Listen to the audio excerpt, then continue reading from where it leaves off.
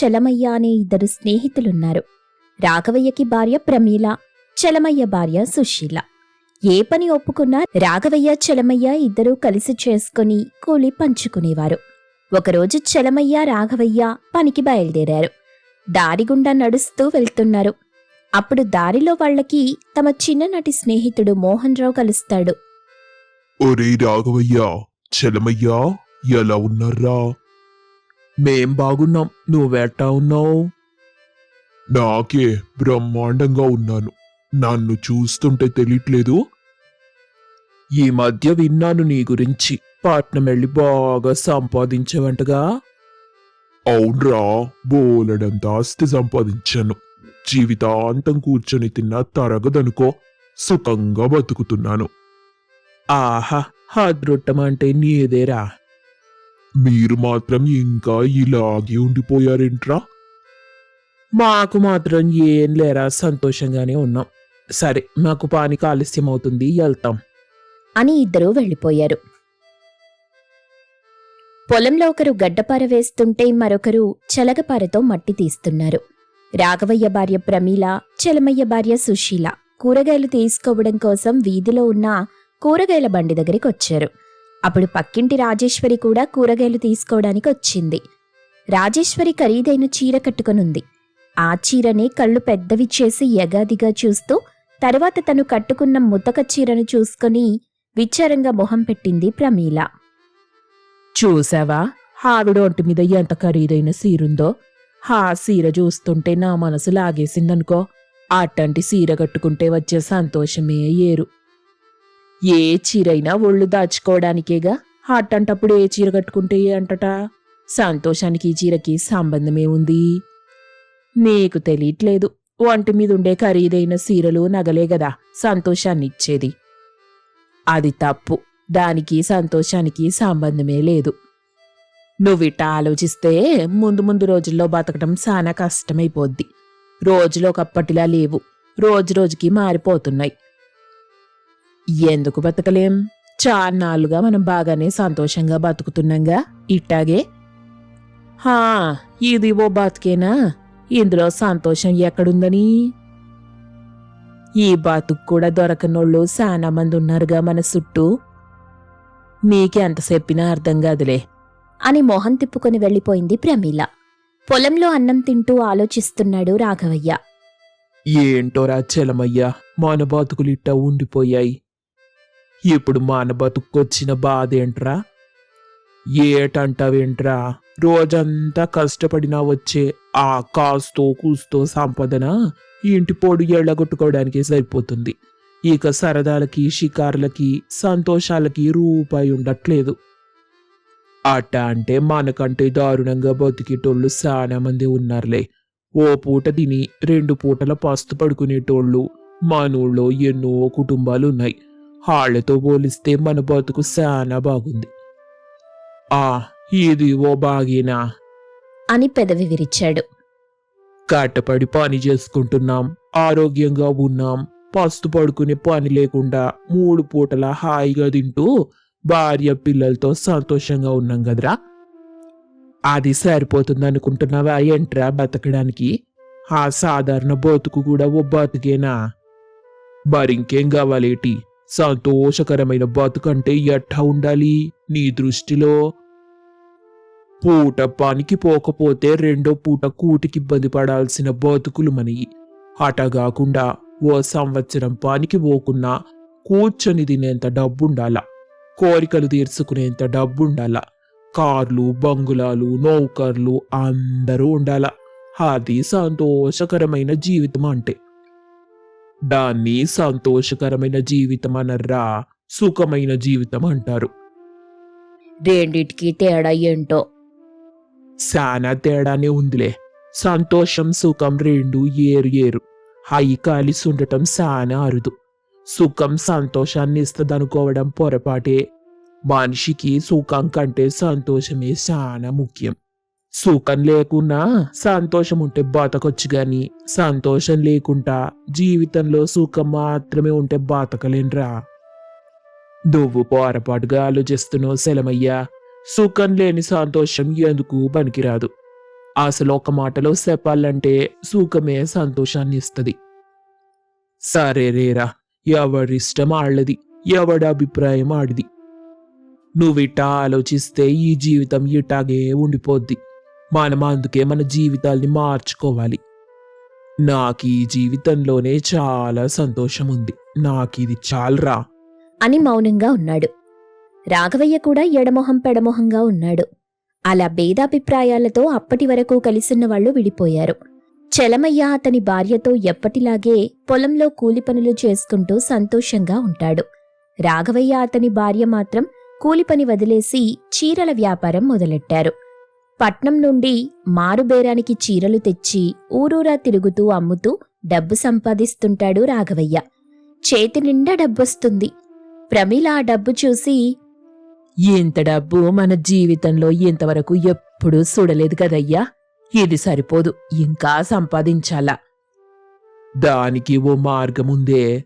ఈ సీరల మీద ముద్రించున్న ఖరీదు తెలిపే పేపర్ తీసి మనం వేరే పేపర్ మీద ఎక్కువ రేటు రాసి అంటిస్తే ఇంకా ఎక్కువ డబ్బు వస్తుంది. బ్రహ్మాండమైన ఉపాయం చెప్పావయ్యా. నేనింట్లో ఉండి సీరల మీద రేట్లు మార్చే పని చేస్తా. నువ్వు ఊరూరు తిరిగి అమ్మి డబ్బు సంపాదించు. ఇదే పని చేస్తూ ఉన్నారు భార్యాభర్తలు. నెమ్మదిగా పూరి గుడిసె పడేసి పెంకుటిల్లు కట్టుకున్నారు. ప్రమీల ఖరీదైన చీరలు కట్టుకునేది. నగలు కూడా చేయించుకుని ఒంటిమీద దిగేసుకుంది. యావయ్యో, మన ఎదుగుదల చూసి ఖచ్చితంగా ఆ చలమయ్య సుశీల మనం కూడా అట్టా చేస్తే బావుండేదని బాధపడతారు చూడు అని అనుకుంటారు. కాని వాళ్ళనుకున్నట్టు చలమయ్య సుశీల ఉండరు. వాళ్లకున్న దానిలోనే రాఘవయ్య ప్రమీల కంటే కూడా చాలా సంతోషంగా జీవిస్తుంటారు. ఇదేటే, ఎంత డబ్బున్నా మనకు లేని సంతోషం ఆళ్లకుందేటి? అదంతా ఉత్తుతి నాటకం లేవయ్యా. మన ముందు తల కొట్టేసినట్టు ఉంటుందని అట్ట నాటిస్తున్నారులే. అది సరేగాని మనం ఇంకా పెద్ద బంగ్లా కట్టుకోవాలంటే ఈ డబ్బు సరిపోదే, ఇంకా కట్టపడాలి. అవునయ్యా, పిల్లలు పుడితే ఖర్చు ఇంకా పెరిగిపోద్ది గదా. ఆళ్లకి కాన్వెంట్లో మంచి చదువు చెప్పించాలా. అందుకే నేను ఒక ఉపాయం ఆలోచించానే. మనం రాత్రులు తక్కువ నిద్రపోయి ఎక్కువ పని చేసుకోవాలా. తెల్లారాక నువ్వు కూడా నాతో పాటు సీరల మూటెత్తుకొని వేరే ఊళ్ళో తిరుగుతూ అమ్ముకోవచ్చు. అట్టగేనయ్యా అని ఇద్దరూ రాత్రంతా నిద్రపోకుండా చీరల రేటు మారుస్తూ ఉదయం లేవగానే వ్యాపారానికి వెళ్ళిపోయేవారు. ఇక డబ్బు సంపాదన పెరిగింది. అది చూసుకుని ఇద్దరూ తెగ మురిసిపోతారు. దాన్నే నిజమైన సంతోషమనుకుంటారు. దాంతోపాటే వాళ్లలో డబ్బుపై ఆశ కూడా ఇంకా ఇంకా పెరిగిపోతుంది. కూడు నీళ్లు కూడా మానేసి డబ్బు సంపాదనలో మునిగిపోతారు. అంత సంపాదిస్తున్నా వాళ్ళకి తృప్తుండదు. డబ్బు ఆశ ఇంకా ముదురుతుంది. ఏటయ్యా, రాఘవయ్య అన్నయ్యకు ప్రమీలోదినకు ఏమైనా డబ్బాశ బాగా పెరిగిపోయింది. డబ్బు కోసం తహతహలాడిపోతున్నారు. ఆ డబ్బు వల్ల వచ్చేదే నిజమైన సంతోషం కాదని ఆళ్లకు తెలియటం లేదే సుశీల. డబ్బు సంపాదనలో ఆళ్లు పోగొట్టుకున్న సంతోషాన్ని గుర్తించలేకపోతున్నారు. రాఘవయ్య అంతకంతకు ఎదిగిపోయాడు. పెంకుటిళ్లు కూడా పడేసి పెద్ద డాబా వేసుకుంటాడు. ప్రమీల అంతకంతా ఖరీదైన చీరలు కట్టుకుంటూ నగలు దిగేసుకుని తిరుగుతుంది. చూసావా చలమయ్యా, నేనెంత సంతోషంగా ఉన్నానో? ఇప్పటికైనా ఒప్పుకుంటావా నిజమైన సంతోషం డబ్బులోనే ఉందని? ఒప్పుకోను. నీకు నేను ఎంత చెప్పినా అర్థం కావట్లేదు. నువ్వు సంతోషంగా లేవు, సుఖంగా ఉన్నావంతే. జాడీలో ముడి పచ్చడి వేసుకుని తింటూ సంతోషంగా ఉన్నామని మిమ్మల్ని మీరే భ్రమ పెట్టుకుంటున్నారు. మేం 4 రకాల కూరలతో పంచభక్ష పరమాన్నాలు తింటున్నాం. పంచభక్ష పరమాన్నాళ్లతోనైనా జాడీలో పచ్చడితోనైనా ప్రశాంతంగా కూర్చొని మనసారా తృప్తిగా ఆస్వాదిస్తూ తినలేని వాళ్ళు సంతోషంగా ఉన్నట్టు ఎట్ట అవుతుంది? అదే మీకు మాకు ఉన్న తేడా.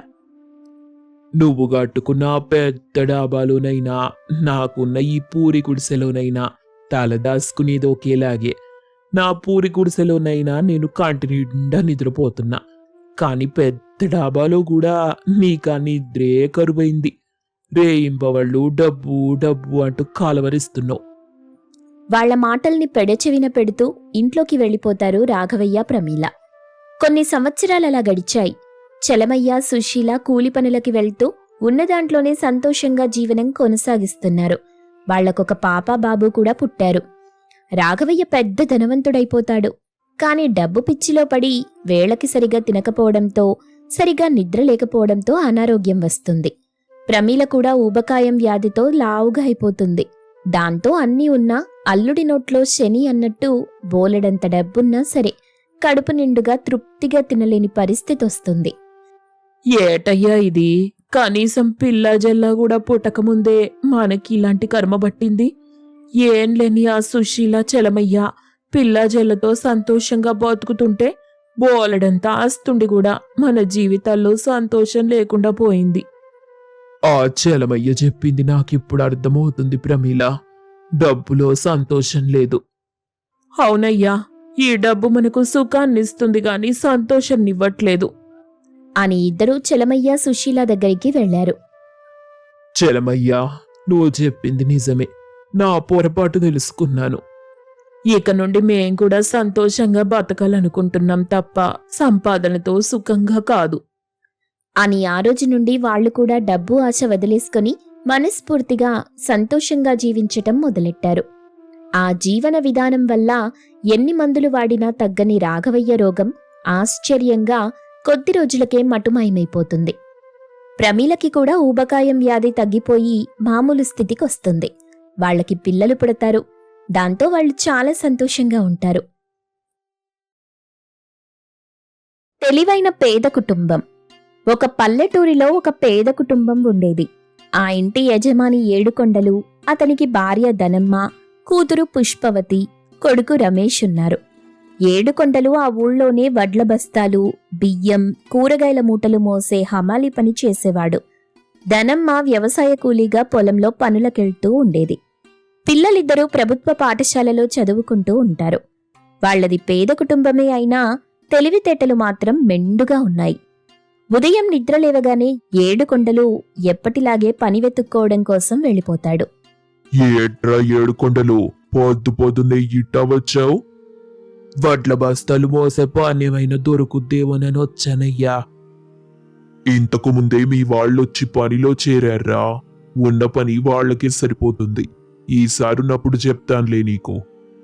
అట్టగేనయ్యా అని వెళ్ళిపోయాడు. తన తోటి కూలీ మగవాళ్లు అది చూసి నవ్వుకుంటారు. ఒరేయ్, ఈ రోజా ఏడుకొండగాడికి పని దొరకటం కష్టమే. ఏమోరా, ఆడి తెలివి గురించి మనకు తెలిసిందేగా. ఎట్టాగైనా పని సంపాదించుకుంటాడు. ఇంట్లో పిల్లలిద్దరూ బడికి బయలుదేరుతుండగా రమేష్ సంచి బొందు ఒకటి తెగిపోయింది. అయ్యయ్యో, బొందు తెగిపోయిందే. రమేష్ ఏడుపు మొహం పెట్టుకుని, ఈ సంచి పని అయిపోయిందమ్మా, నాకు కొత్త సంచి కావాలి. ఇంట్లో ఉన్న ఖాళీ గోతాలన్నీ అయిపోయాయిరా.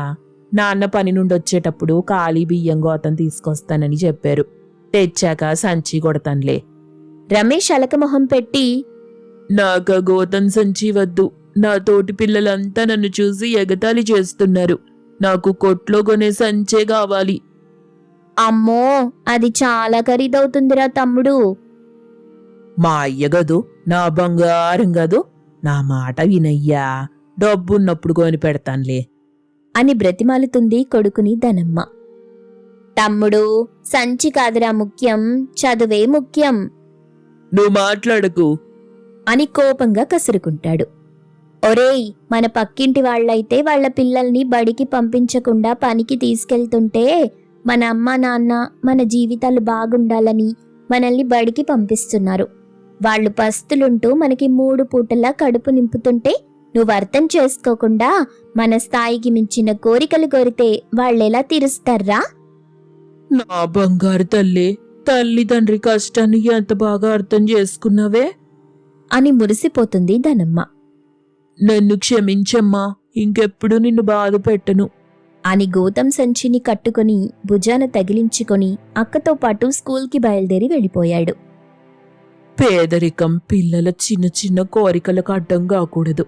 వాళ్ళు కోరుకున్నట్టు ఆ సంచి ఎట్టాగైనా సాధించాలా అనుకుంది. కూలి పనులకి వెళ్ళిపోయింది. మరోవైపు ఏడుకొండలు అందర్నీ పని కోసం అడుగుతూనే ఉన్నాడు. కాని ఎక్కడా పని దొరకదు. దిగులుగా ఒక దగ్గర కూర్చుంటాడు. పొలంలో అన్నం సమయం కావడంతో తోటి కూలీలు అన్నం తింటుంటారు. ఏటిదనమ్మా నీకు ఆకలి కావట్లేదు? అన్నం క్యారేజీ తెచ్చుకోలేదేమో, ఇంట్లో బియ్యం అయిపోయాయేమో. అట్టగైతే మా దగ్గరికి రావే, తలో ముద్ద పెడతాం గదా. అట్ట పస్తులుండటం దేనికి? ఇంట్లో బియ్యం కొద్దిగా ఉండడంతో మళ్లీ బియ్యం కొనే వరకు పిల్లలకి 3 పూటలా కావాలని క్యారేజీ తెచ్చుకోలేదు ధనమ్మ. మీ గురించి నాకు బాగా తెలుసు. ఇప్పుడు ముద్ద పెడతారు, తర్వాత దెప్పి పొడుస్తారు, ఊరంతా సాటింపేస్తారు. నేను కూటికి పేదదాన్నే కావచ్చు గాని ఆత్మాభిమానానికి కాదు.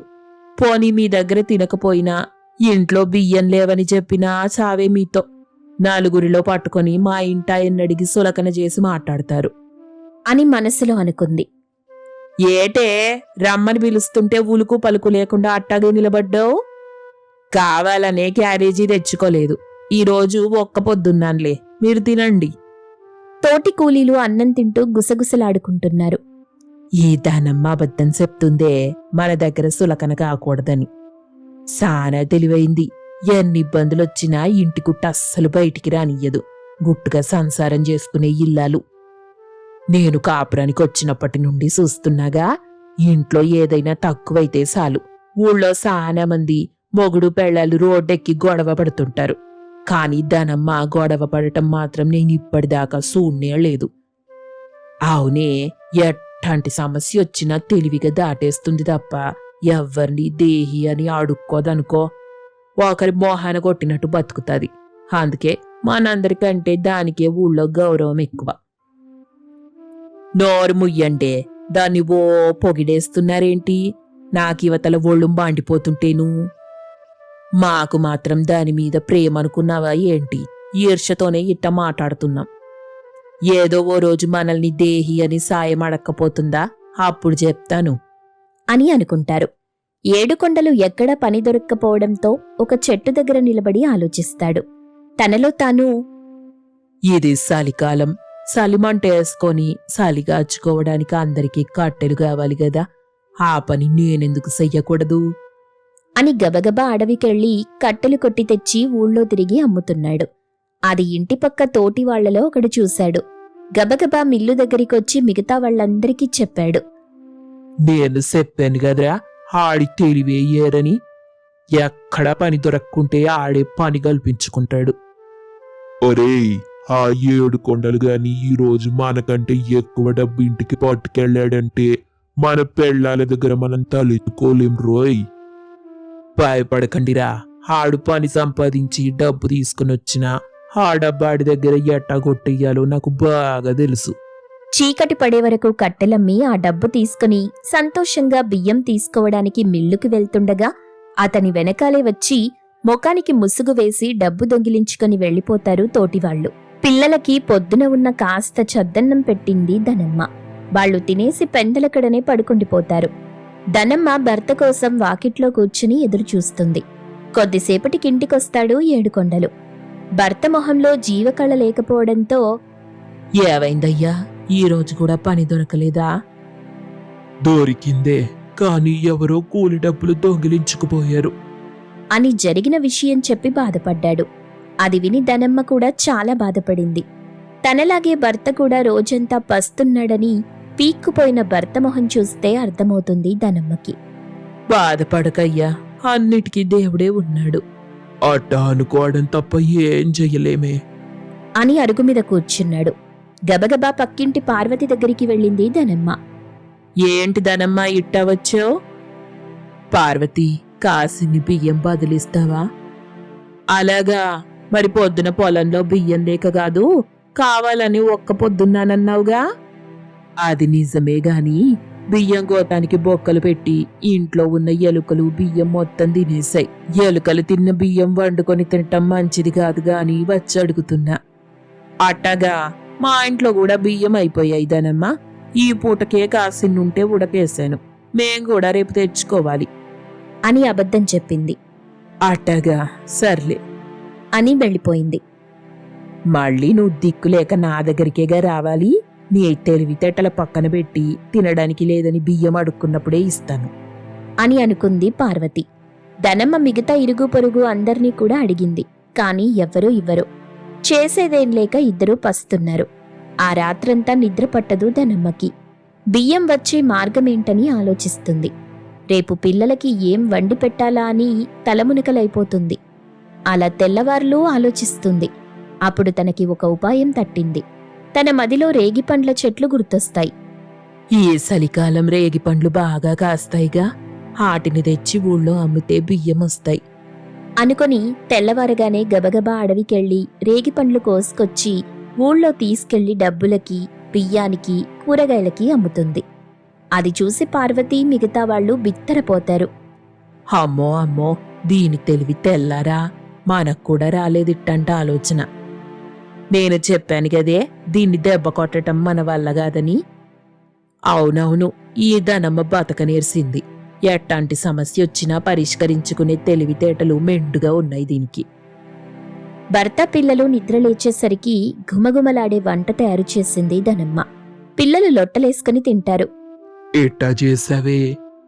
తెలివితేటలుంటే పేదరికాన్ని జయించటం కష్టమేం కాదయ్యా అని విషయం మొత్తం వివరించింది ధనమ్మ. అది విని ఏడుకొండలు కూడా సంతోషిస్తాడు. అలా ఆ కుటుంబం ఎలాంటి సమస్య వచ్చినా సరే తెలివిగా పరిష్కరించుకుంటూ సంతోషంగా జీవనం సాగిస్తుంటారు. ఒక ఊరిలో రవణమ్మ, మంగయ్య అనే ఇద్దరు భార్యాభర్తలున్నారు. వాళ్లకి ఒక కొడుకు ఆకాష్, ఒక కూతురు లత ఉన్నారు. భార్యాభర్తలిద్దరూ ఒట్టి పిసినారులు. అలాగని ఇద్దరూ బద్దకస్తులేం కాదు. గొడ్డు చాకిరీ చేసి డబ్బు సంపాదిస్తూ ఉంటారు. కాని వాటిని ఖర్చు పెట్టడానికి మాత్రం వాళ్ళకి మనస్సు రాదు. సంపాదించిన డబ్బంతా జాగ్రత్తగా దాచిపెట్టుకుంటూ పిసినారులుగా బతుకుతుంటారు. రవణమ్మకి కుట్టు మిషన్ ఉంది. ఊళ్ళో వాళ్లు కుట్టమని ఇచ్చిన గుడ్డలో నుండి కొంత గుడ్డని పక్కకి తీసి దాంతో అన్ని రంగుల గుడ్డలతో కూతురికి డ్రెస్ కుడుతుంది. పండక్కి కొత్త బట్టలు కావాలని అడిగావు కదా, ఇదిగో నీకోసమే కొత్త డ్రెస్ కుట్టాను. ఛీ, ఇదేం బాగోలేదు. ఏంటే చీ అంటున్నావు? ఇంత బావుంటేను నీకోసం కష్టపడి కుట్టాను. ఇది వేసుకుని రోడ్డు మీదకెళ్తే కుక్కలు నా వెంట పడతాయి. పాపంలే పోని అని కుడితే ఇలా అంటావేంటే? ఇలా ఊళ్ళో వాళ్ళిచ్చిన బట్టలు నుండి కొంచెం తీసి ఈ బట్టలు కొడితే అందరూ నన్ను ఎగతాళి చేస్తారు. నీకు ఎగతాళి గురించి అంత పట్టింపేంటి? ఎవరేమనుకుంటే మనకేంటి? వాళ్ల పళ్ళే బయటపడతాయి. ఆకాష్ బ్రష్తో పళ్ళు తోముకోబోతుంటాడు. అది చూసిన మంగయ్య, ఒరేయ్, ఏంట్రా బ్రష్ చేసుకుంటున్నావు? మీరు పిసినారిగా ఉండేది కాక మమ్మల్ని కూడా పిసినారిగా తయారు చేస్తారా? ఏంట్రోయ్, పిసినారితనం అంటే అంత చులకనగా ఉంది ఏంట్రా నీకు? అట్టంటి పిసినారోళ్ళేరా బాగా డబ్బు సంపాదించేసి ధనవంతులైపోయేది. ధనవంతులైనా ఉపయోగమేముంది? ఆ డబ్బు ఎటు వాడరు కదా. మన ఊళ్ళోనే అందరికంటే ధనవంతులం మనం. కానీ ఊళ్ళో అందరికంటే పేదవాళ్లలాగా బ్రతుకుతున్నాం మీ పిసినారితనం వల్ల. మేమిలా పిసినారిగా ఉండేది ముందు ముందు రోజుల్లో మనకే కష్టాలు రాకుండా ఉండడానికి. ఉన్న డబ్బంతా ఇప్పుడే కాజేసుకుంటే కష్టం వచ్చినప్పుడు ఏం చేస్తామే? ఎప్పుడో వచ్చే కష్టం గురించి ఆలోచించి ఇప్పుడు మనల్ని మనం కష్టపెట్టుకుంటున్నాం. కష్టాలు రాకుండా డబ్బు దాచిపెట్టుకోవడాన్ని పొదుపు అంటారు. మీది పొదుపు కాదు, పిసినారితనం. మీరేవైనా అనుకోండి, మేము మారం, మేమింతే. మేమున్నన్నాళ్ళు ఇట్టాగే ఉంటాం. మీరిద్దరూ ఆ పిసినారితనాన్ని అలవాటు చేసుకోండిరా. రేపు పెళ్ళయ్యాక మీ సంసార జీవితం బావుంటుంది. ఒకరోజు మంగయ్య వాళ్ల దూరపు బంధువైన పేరయ్య, భార్య వీరమ్మ, కొడుకు వరుణ్, కూతురు దివ్యాలతో మంగయ్య ఊరికొస్తాడు. ఆ ఊరు మొదటిసారి రావడంతో పేరయ్య ఇంటి చిరునామా కోసం ఊళ్ళో అడిగాడు. యావయ్యా, మంగయ్యిల్లెక్కడా? మంగయ్య అంటే ఎవ్వరికి తెలీదయ్యా. పిసినారి మంగయ్యాను అందరికీ తెలుస్తుంది. అదిగో ఆ ఇల్లేపో. అలా అందరూ మంగయ్య ఇంటికి వెళ్లారు.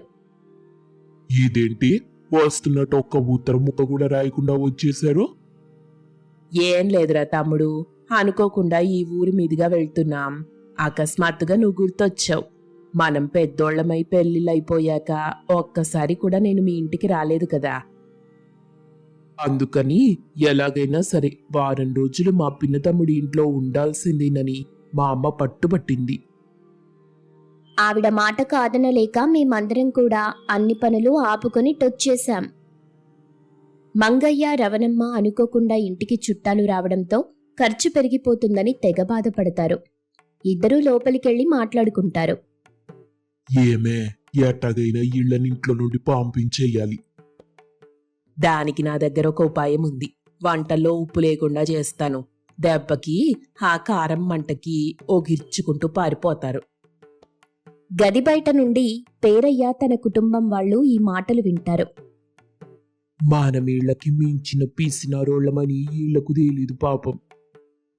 వీళ్ళు ఏం చేసినా మనం ఇక్కడి నుండి కదిలేదే లేదు. వారం రోజులు ఇక్కడే. మరి అప్పటి వరకు మనకి బట్టలెలాగా? ఒరే అన్నయ్య, ఆ లతా బట్టలు నేను కట్టుకుంటాను, వాళ్ళన్నయ్య ఆకాష్ బట్టలు నువ్వు కట్టుకో. యావయ్యా, నేను ఆ రవణమ్మ బట్టలు కట్టుకుంటాను, నువ్వు మంగయ్య బట్టలు కట్టుకో అటగేనే అనుకుని నలుగురు వాళ్ళ కొత్త బట్టలు వేసుకుంటారు. అమ్మ చూడవే, అది నా కొత్త బట్టలు వేసుకుంది. వాడు కూడా నా కొత్త బట్టలు కట్టుకున్నాడు. నేను ఇంతవరకు ఒక్కసారి కూడా కట్టుకోకుండా ఎన్నో ఏళ్లుగా ట్రంకు పెట్టెలో పెట్టి పూజ చేస్తున్న నా కొత్త పంచ కట్టుకున్నాడు. మరి నా బాధ ఎవరికి చెప్పుకోవాలి? నేను పెళ్ళైన కొత్తలో కొనుక్కున్న చీరది, దాన్ని కట్టుకుందది అని నలుగురు గుర్రుగా ఉంటారు. పేరయ్య కుటుంబ సభ్యులు నలుగురు బట్టలు చూసుకుని మురిసిపోతూ ఆహా ఓహో అనుకుంటూ భోజనం చేయడానికి కూర్చున్నారు. అది చూసిన రవణమ్మ తన మనసులో, కూర్చోండి కూర్చోండి, నా వంట దెబ్బకి మీరొచ్చిన దారినే పారిపోతారు చూడండి అని నవ్వు నటిస్తూ నలుగురికి భోజనం వడ్డిస్తుంది. మీరు కూడా మాతో పాటు భోజనం చెయ్యండి బావగారు. అయ్యో, అది తప్పు. ముందు అతిథులు తిన్నాకే ఇంటి వాళ్ళు తినాలి. నలుగురు తినటం మొదలెట్టారు. కాని మంగయ్య రమణమ్మ వాళ్ళు ఊహించినట్టు వాళ్లేం మంట అనరు. తృప్తిగా ఆహా ఓహో అని లొట్టలేసుకుంటూ తింటారు. ఆహా అత్త, ఇట్లాంటి రుచికరమైన భోజనం నా జీవితంలో తినలేదనుకో. ఇలాంటి భోజనం ఇంకొక వారం రోజులు పెట్టావంటే నీకు మేం రుణపడిపోతామనుకో అత్తా అని వండిన వంటలు మొత్తం ఒక్క ముద్ద మిగిల్చకుండా లాగించేస్తారు. అది చూసి బిత్తరపోతారు రవణమ్మ మంగయ్య. ఇదేటండి, ఇళ్ళు మనుషులా రాక్షసులా ఇట్ట తినేశారు? నేను వేసిన కారం మంటకి కనీసం కళ్ళ వెంట చెమ్మనీరు రాలేదు. మనమే పిసినారోళ్ళం అనుకుంటే వీళ్ళు మనల్ని మించిన పిసినారి చుట్టల్లాగా ఉన్నారే. వంట ఎలా చేసినా ఆహా ఓహో అంటూ లొట్టలేసుకుంటూ తింటున్నారు. నాన్న, మన పిసినరితనానికి బొక్క పడేలాగుంది. అలా 3 రోజులు గడిచిపోతాయి. వీళ్ల పీడ ఎలా వదిలించుకోవాలా అని తలపట్టుకుంటారు రవణమ్మ మంగయ్య. రాత్రిపూట అందరూ పడుకున్నాక పేరయ్య, వీరమ్మ, దివ్య, వరుణ్ నలుగురు నిద్రలేస్తారు. నెమ్మదిగా అడుగులో అడిగేసుకుంటూ వంటగదిలోకొస్తారు. తమతో పాటు తెచ్చుకున్న ట్రంకు పెట్టెను తెరిచి దానిలో వంటగదిలో ఉన్న ఉప్పు, కారం, పసుపు, ఉల్లిగడ్డలు, ఎల్లిపాయలు, నూనె ప్యాకెట్లు ఇలా ఒక్కదాన్ని కూడా వదలకుండా అన్నింటినీ పెట్టెలో నింపుకుంటారు. మరో సంచిలో ఇంట్లోని మచ్చుబల్ల మీద ఉన్న సామాన్లన్నీ వేసి మూట కడతారు. ఇంకో సంచిలో చీపురు, చాట, బకెట్లు, సబ్బులు వేసి మూట కట్టుకుని తలా ఒక మూట నెత్తిన పెట్టుకుని తుర్రుమంటారు. తెల్లవారి లేచేసరికి ఇంట్లో ఒక్క వస్తువు కూడా లేకుండా ఇల్లంతా బోసిపోయి ఉండడం చూసి ఆశ్చర్యపోతారు నలుగురు. సామాన్లతో పాటు బంధువులు కూడా కనిపించకపోవడంతో వాళ్లకి విషయం అర్థమైపోతుంది. ఇన్నాళ్ళు పిసినారితనంతో మనం దాచుకున్న వాటన్నింటినీ ఒక్క రాత్రిలో ఊడ్చుకెళ్ళిపోయారే. ఏళ్ళు పిసినారి చుట్టాలా లేక బందిపోటు దొంగలా అని నలుగురు ఏడుపు మొహాలు పెట్టుకుని బావురుమంటారు.